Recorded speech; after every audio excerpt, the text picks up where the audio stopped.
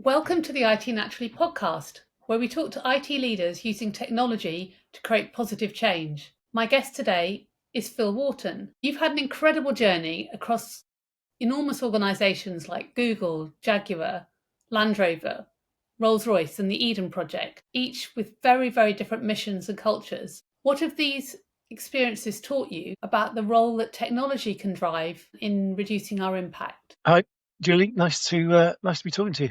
Yeah, I have worked in multiple different organisations and sectors.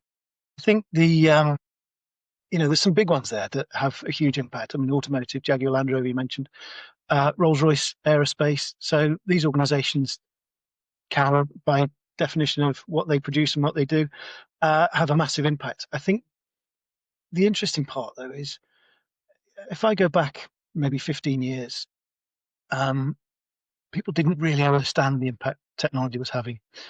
People really didn't know that, uh, you know, an awful lot about climate change, an awful lot about biodiversity loss, an awful lot about sustainability in its broadest sense. People really didn't get that. And I think there's been a bit of an awakening since. So if I go back to our days in Jaguar Land Rover in particular, we used to have talks from people like IBM about green IT. What did green IT actually mean? And I think what's really interesting is the way it's evolved. I mean, if I mentioned the Eden project there. I mean, that's 20 years ago now, and even back then, we were looking at repurposing our old IT and sending it off to different parts of the world. That's vastly changed now. Those sorts of needs are very, very different. The world is growing up fast. Technology adoption is growing fast. Consumption, one of the biggest problems that sits behind this, is growing fast. So the world is connected, and everybody's got a device of some description, and so therefore, the growth of technology has been huge, exponential really in the time frame of those organizations, and it's just had another hockey stick curve. So we're seeing the same thing again with AI, and if you look at the press in the last week, and Meta's investment and Nvidia's investment and everybody else's investment in huge data center capability as a utility in all parts of the world as well. So that's interesting in and of itself. The global south are starting to invest now quite heavily. So we're seeing African-based data centers. We're seeing data centers in the Middle East. So we're seeing this almost lots of shifting sands, I would say. Even back to 15 years ago when we started talking about green IT and people didn't really know what that meant. People really start to get it now. People have learned. There's an awful lot of science, an awful lot of unequivocal science now, which points to challenges of climate change and so on. So I think more and more people are interested in how they can reduce the impact. And when you see the scale of technology globally, it's massive. Whether the number, and it varies depending on who you talk to, whether the number is 4% or 7% of global emissions, that's a massive amount. The opportunity is there to do something different. I think sustainability is a bit of a misnomer in this context, because the word sustain exists in sustainability. We can't sustain what we're doing right now and still avoid the worst impacts of climate change. So we do have to do something fundamentally different. And I'm starting to see an uptick in terms of startups that are looking at cloud footprint calculators, for example. Those have been around for a few years now. A number of organizations that are looking at supply chain, for example, and starting to drive efficiencies, looking at provenance and so on. But fundamentally, at the heart of this, it's a massive data and analytics challenge. So I think, back to your question, there's a sort of common thread between those organizations, irrespective of the industry, and some, as I say, a bigger impact than others, is the value in technology and shining a light on that impact and gathering the data to focus on that impact. And I think that's where it's really useful. Massive dangers in terms of growth, in terms of energy consumption, precious metal usage, and so on. We'll come to that, I'm sure, in a few minutes. But I think that the common thread is the ability for technology to actually do something positive. And how do you see large organisations trying to make this shift compared to there are mission-led organisations who are really trying to make a difference? But where are the biggest opportunities? Where are the biggest challenges? I mean, if you look at it purely from a technology point of view, then it is a challenge. It's a challenge to go to the CFO with a big spend to reduce your impact. What you're seeing a lot with GreenOps is essentially FinOps, and there's lots of cost savings that equate to reduction in carbon, which is goodness, and that's becoming easier to do. But organisations now have got two challenges really. They've got those that have made a commitment to net zero at a point in time, ideally in line with the Paris Agreement. And obviously, for bigger geopolitical reasons, we're seeing a number of organisations wipe back on that. We've seen Europe being the front runner, and the sort of convergence of disclosure standards and corporate sustainability reporting directive, I think, is great, but even that's been watered down a little recently. So I think there's an opportunity for technology to go beyond the scope of technology, to look at how they gather data for the rest of the organization. Take manufacturing organizations as a great example. You've got to go up and down the value chain. You've got to be able to look at provenance of your supply chain, material provenance. What does that look like? Where does that impact the value of the product that you make? And where does it impact from a sustainability point of view? Those are really complex challenges.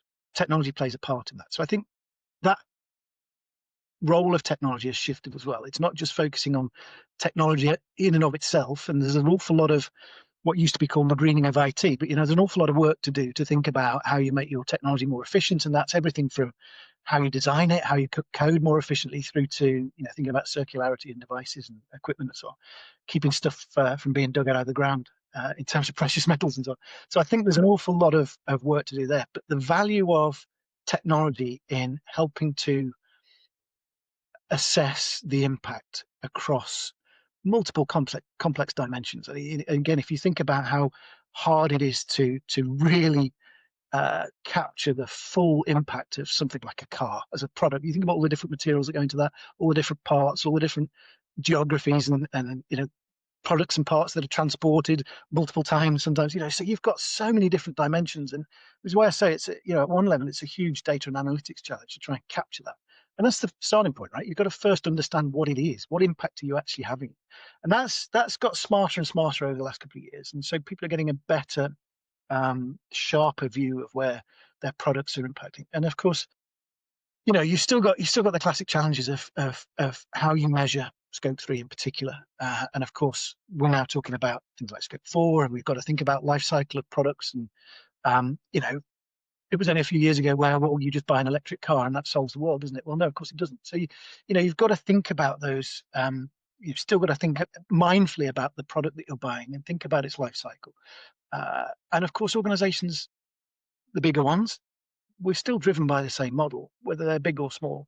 The small ones have a little bit more agility and can be a little bit more focused in the way you described. But I think that the big, particularly listed organizations, are driven by shareholder value still. It's still a system that drives the behavior. It's quarterly returns. It's that classic model that we somehow need to break.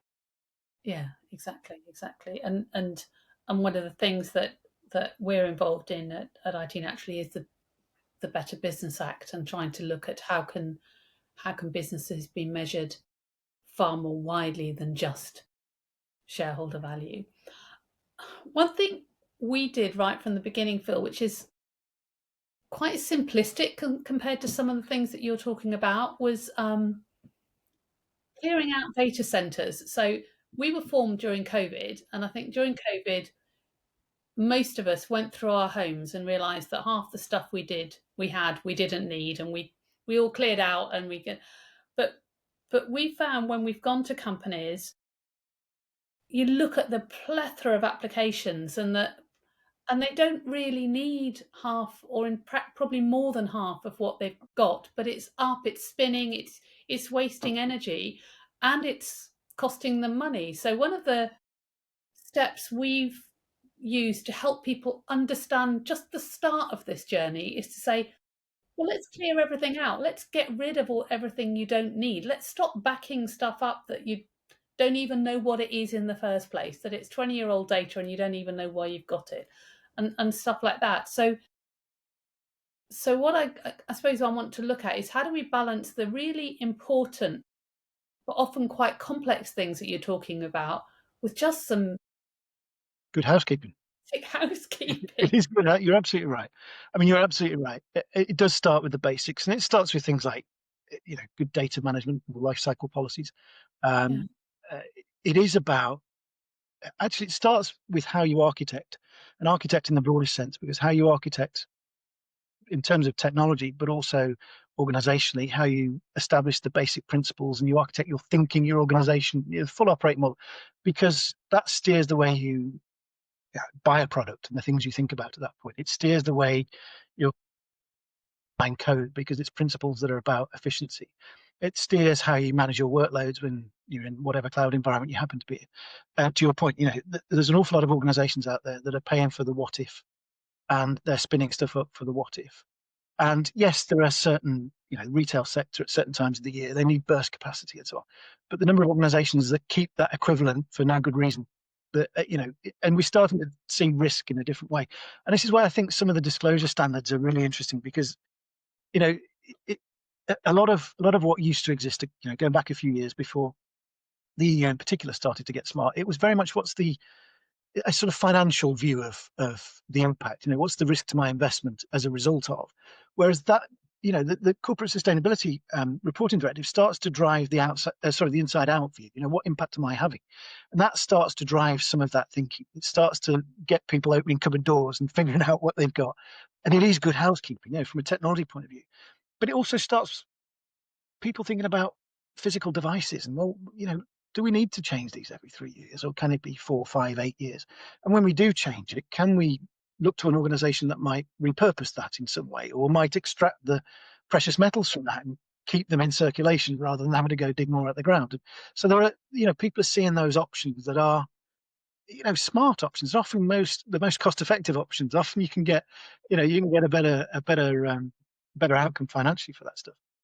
So yeah, I think you're absolutely right. But also it's in sustainability in the broader sense as well, which you touched on a little bit earlier on, which was, there's a sort of social and human aspect to this as well. So when you think about accessibility, for example, when you think about democratizing digital access and those sorts of things, this is they don't quite fall into the basic housekeeping aspect, but making sure that everybody in your organization has access to do their job in the right way, in the most effective way that works for them. And so often that gets overlooked. And you're right, because COVID shone a light on that as well, which is quite a lot of good work went on during that period. But yeah, I think you're absolutely right. It does start with the basics. I love when my first guest I spoke to, when we were talking about how does technology help with access and allowing people access to more information. She gave a wonderful example of how actually for her father, telephone banking works for him. He can't actually use the computer. Sometimes we can end up getting so far down the IT route because that's our life that we forget that doesn't actually make it accessible for everybody. Yeah, I mean these are really important things. And again, without getting too big and scary, there are parts of the world that really don't have access to basic banking. Is a good example. And live in parts of the world where they don't have a mobile phone signal. And those things are starting to change now, which is great. Micro banking and microfinance. Yeah, and it's getting people out of poverty, which is great. So that there's so much opportunity. The problem is, of course, that just adds to the bigger sum, the global sum. So these things we need to be sort of putting more back in than we take out of the way we consume natural resources in particular. So I think there's a balance to that. There's always a balance to that, but I do think there's an awful lot of good it can do. And you talked previously about some of the changing standards. Do you think that some of the frameworks that we've got are helping us move forward, or do you think some of the frameworks are actually tying us back to where we were before? I mean, the proof of the pudding's in the eating, right? So I think the where it becomes a tick box exercise, which I think is where we've been, it's problematic. I mean, I'll give you an example. I mean, some years ago, I was working with an investment company, a family office actually, of an Australian wealthy industrialist. And he had an investment company, and we worked with all the ratings agencies at the time. We were talking to them, gave them particular fund and said, go and rate this in ESG rating sense. Now, we got as many different answers as ratings agencies we asked, right? So there's really weird, perverse scoring of things as well. I mean, I won't mention names for fear of lawsuits, but some organizations that are perhaps the nastiest, dirtiest organizations in the world that might come out with an amber rating on the ESG score simply because they're really you get a really high G score because they're really good at disclosing how bad they are environmentally. And you kind of go, well, hang on, that doesn't quite work.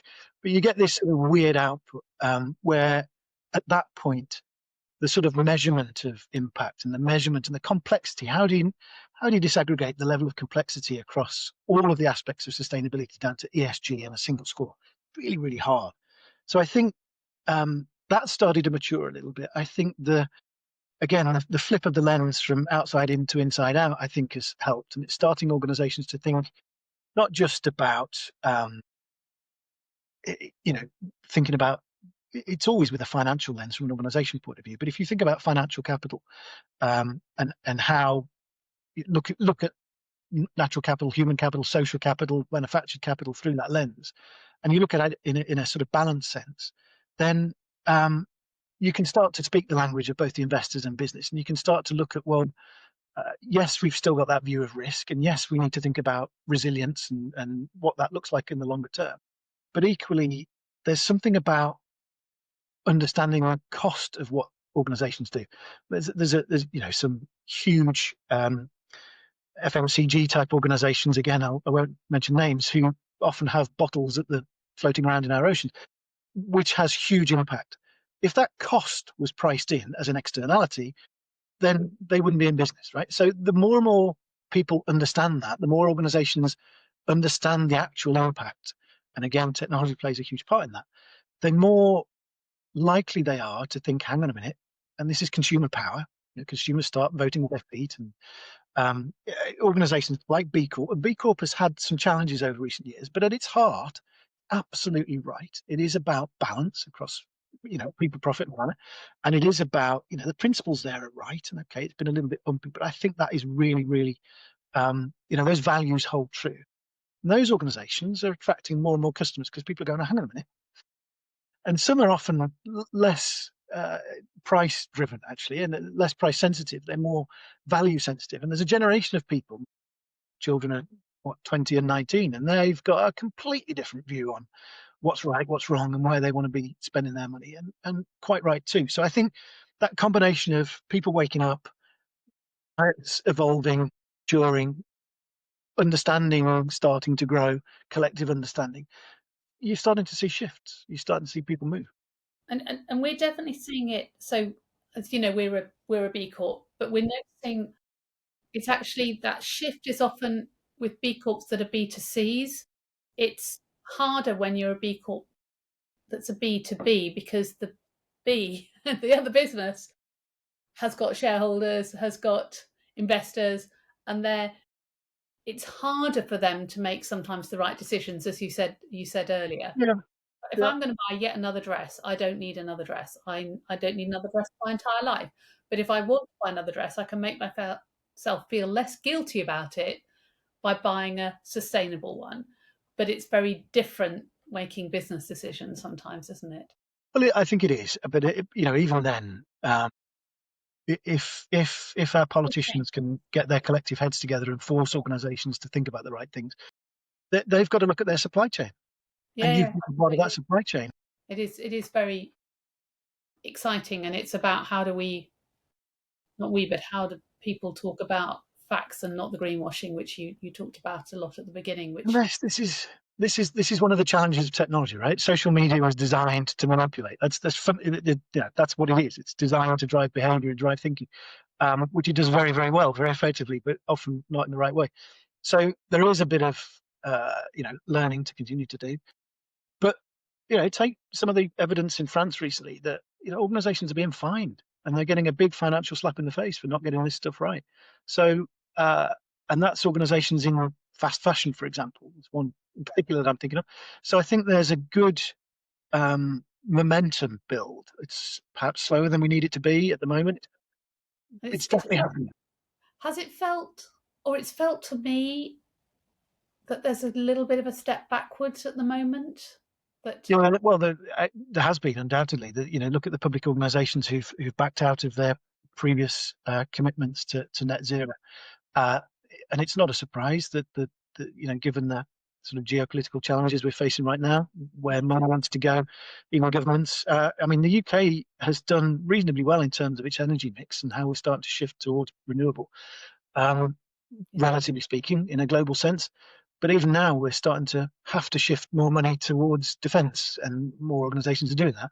We've got the slightly odd challenges coming from the US right now, which is driving global policy and organisational behaviour in a way that perhaps we haven't seen before. So I think those challenges are definitely there. They're definitely watering down policy. There's definitely organisations that are stepping back a little bit. Honestly, I think that's probably something that's going to right itself. You've only got to look at floods in Texas or heat waves across Europe again and again and again, and you can't escape some of the worst impacts right now. So I think there'll be a natural rebalance of that in the coming years. I think we just have to keep going. And so building on that positive answer, thank you, Phil. Looking ahead, what gives you the most hope about technology's role in creating a more regenerative, a more positive future for us all? I think a number of things we've sort of already touched on. You hear a lot about the challenges of AI and what that might mean in all its different guises. Is it job losses? Is it the end of the world because it can think for itself? I mean, I think we're some way off AGI, for example, or ASI, general intelligence and superintelligence. But it's happening. There's an awful lot of money going into it, but really the big players aren't making any money from it just yet. It's the consultancies selling this stuff, and I think there's a little part of me that thinks about the digital transformation 20 years ago and how long it took to really get traction. Cloud computing, how long that took to get traction. I think this is slightly different because of the nature of what it is.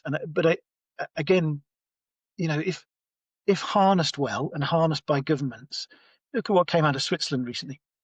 There's a huge capability that's been built there for public good and for public use, and I think that's there are opportunities for governments to invest properly in this, and I think there's a danger that we allow, and certain economies allow, big corporations to make big bets that effectively impact the rest of the world. And I think that's wrong. I think that's what government, nation states are there for 50-year bets and for creating and generating things like the internet. That kind of research is where there's huge value. But if you think about drug development, if you think about things like AlphaFold from DeepMind or from Google, that's hugely impressive science, engineering, and technology all coming together. It's massively benefiting drug discovery, and those sorts of applications are there to benefit humanity, and they really are, and they can, and that's the power of technology if applied to the right things. The danger is it gets misused, it falls into the wrong hands, and it becomes something really different. But my hope is that, as I say, some of the challenges we see right now will naturally rebalance because they have to. The human race hasn't gone through this kind of thing hundreds of times before and not rebalanced. So I'm fairly confident. It's as rough as it feels right now that we will get to a better place. My hope is that the technology gets harnessed. My hope is that however, whatever world order looks like, whether it's the concept of nation state still exists in 50 years' time, I hope whatever that governance looks like, it's focused on the greater good rather than on the financial benefit of a handful of people. And I'm the more I speak to people who understand this stuff and not just at the technology level, but at a policy level, and the more I think, do you know what? There's a lot of noise at the moment, but at some point, this is going to get. There are too many people doing good things, doing really good things for this to, disappear. I agree. I think there is a lot of good going on. I think we do have a few uber wealthy people in our industry that don't act very responsibly, which I find quite disappointing. Yeah, I mean, you're right. But I mean, one positive statement I will make, because it's one that I'm aware of. If you think about some of the work that Google fund, so if you think about Google.org, for example, some of the R&D work they do is phenomenal. I mean, absolutely phenomenal. And some of what they can track now with satellite imagery and Google Earth, and some of the really smart applications of AI are starting to change, make positive change all over the world. And I think that's encouraging. I think my problem with that is it far too often doesn't make its way to the front line, to the to being sold as a core product. And I think that's just, there is a sort of systemic thing that needs to shift, and we need to find a way to recognize the value in operating differently. And I think that's going to come in stages. It starts with recognizing we need to invest in resilience, and then it comes to, well, hang on a minute, we need to allocate capital to stopping this. We need to reverse this stuff. So I think it will come, but it might come with a bit of a slap in the face first. And now I'm going to move us on to quite a less serious topic, Phil. Just want to, because I've loved the answers I've heard from this, because it's such a wide range from everybody I've asked. What's the strangest or weirdest thing that's happened to you when you've been working in IT? I've been on some really interesting organizations in some really interesting places. If you think about what Rolls-Royce do, I've been in some very fascinating sort of secret squirrel parts of that as well, which were brilliant. Obviously, I won't talk about that. But if I think about the Eden project, if I go way back then, because this was sort of early days of me developing my sort of sustainability thinking and learning from some wonderful ones that were founders of that, and like Tim Smith and founding directors like Howard Jones and people like that. Wonderful. And I continue to learn from them today. But if I think about what we did with some of so you think about the Eden project, you think about a hole in the ground in Cornwall with some really big greenhouses, and it's amazing. But the reach is far greater than that. And there were some projects at the time which were linked through technology, and technology was the reason they helped grow these projects. And they were called Gardens for Life, was one of the examples. And there were a number of schools that were linked across various different parts of the world, India, Africa, and the UK in particular. But out of these grew local communities. Education was at the heart of it. But, these groups that were sharing cultural challenges and this is what we grow, and this is how we grow it, and this is what we've learned, and the same in England. But it grew from that. It started as a catalyst, but it grew from that. And technology was at the heart of, as I say, of connecting those. But equally, we took a load of our repurposed devices, laptops and so on, and sent them out to some of these groups. And they're small things, and as I say, probably largely irrelevant these days. But I'm going back to 20 years now. But just having the ability to democratize access to stuff, it makes a huge difference if you think about the information flows that come from that. So being involved in that, I think, was perhaps the most wonderful, as well as the oddest. From a hole in the ground in Cornwall to a remote community and group of kids and their parents getting involved and so on, somewhere in the middle of Africa is pretty cool. Thank you. And thank you so much, Phil. I've really enjoyed this conversation. I love the depth of knowledge that you have in this area, the way that it's such a key part of what you do.